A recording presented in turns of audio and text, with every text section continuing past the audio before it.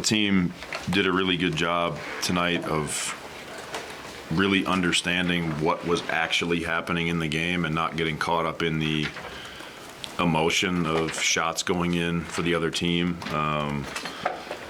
The second quarter got away from us because we had 9 turnovers in the quarter. Our offense was really stagnant. We didn't make quick decisions with the ball at all. And then going into the fourth quarter, we talk as a team, like they only had 26 points in the paint at that point.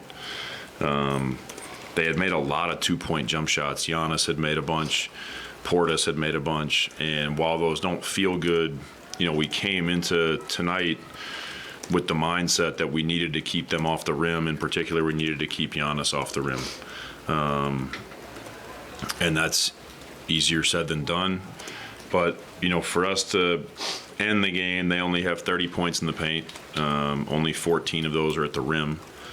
They had 10 points in the paint in the second half. Yes, there are some plays where there are some fouls. But I think overall the team just did a really good job of recognizing, what we were trying to take away, and they stuck with it. And that group in the fourth quarter really caught a great rhythm. And for us to come away with a fourth quarter like that against, that level team, it's a good win for us. What did you like about that lineup? And you pulled Lowry out kind of early, so it seemed like you could play most of them fourth.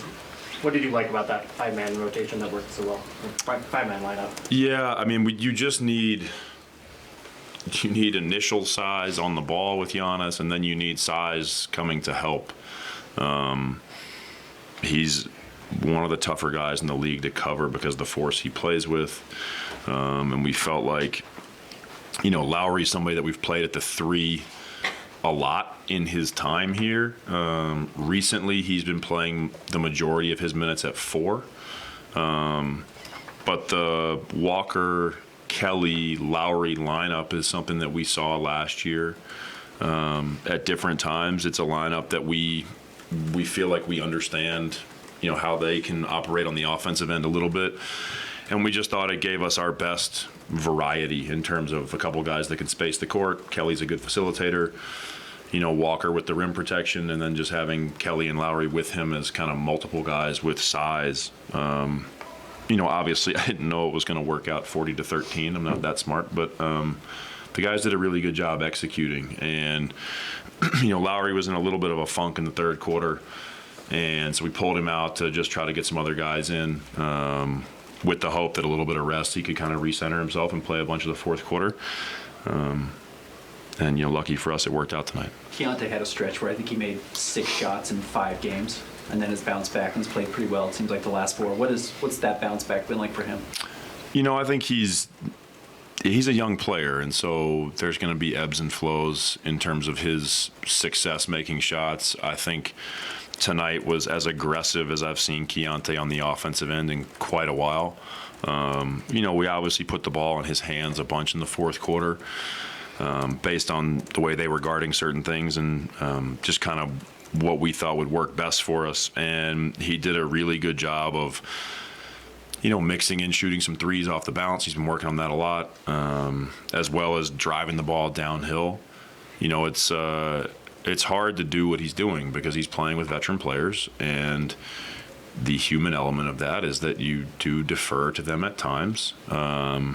And he's a really good passer. And so I ask him to make reads and pass for us a lot. And tonight I thought he, had a really good balance in terms of, looking for shots of his own, especially those threes off the dribble, as well as getting his teammates involved. So, I expect him to continue to have ups and downs as the season finishes, because, Keontae's a very talented player.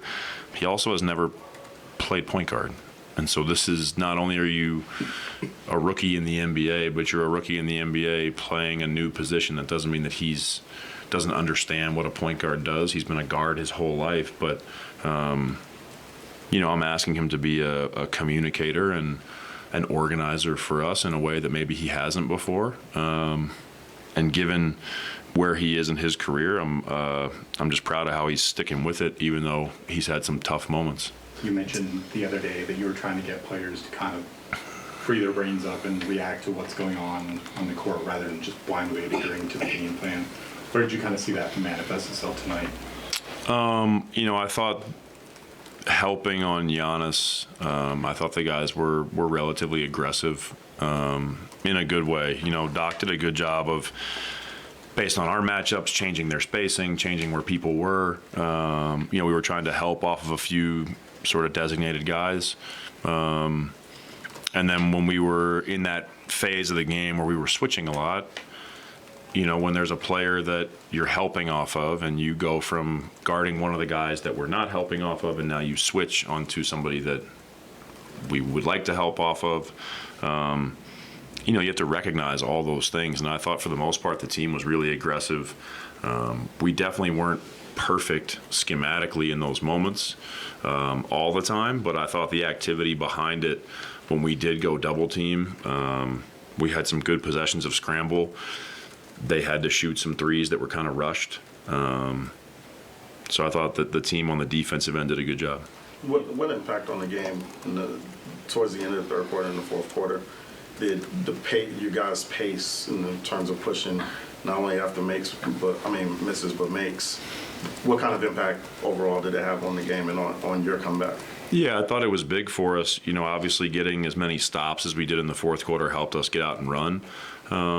We understood they were on a back-to-back, and that's where you need to try to use your fresh legs. And, we do play a lot of guys, and so in general, our players aren't maybe as worn down in the fourth quarter because of that 10th guy we're playing.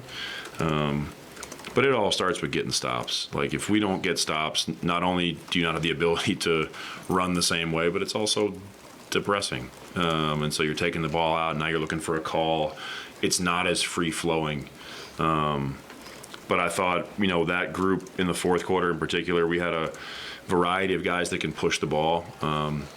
Lowry's ability to push, Kelly's ability to get a rebound and take a few escape dribbles. There's times he takes it all the way over half court, but he also has the ability to start the break he's not looking to give the outlet immediately. So yeah, I was happy with their pace because it wasn't just off the dribble. We did a good job throwing it ahead a little bit too. There's some of these games during the regular season that just feel like playoff matchups with the crowd and the energy on the court from the guys too, but there's close games that don't feel like that during the regular season. What is the difference? What kind of feeds that energy? I think number one, like Milwaukee is one of the better teams in the league. They've got big name guys. There was no shortage of love during the starting lineups for like their entire team. I heard them cheer for Giannis. I understand Jay. I understand Malik. I understand Dame going to Weber State. I was a little blown away by the ovation that Giannis got, but that's the type of player that he is. Like, everybody loves him. He's an international superstar. And so I think when the big name teams and the big name players come to town, there's always an added buzz in the arena. And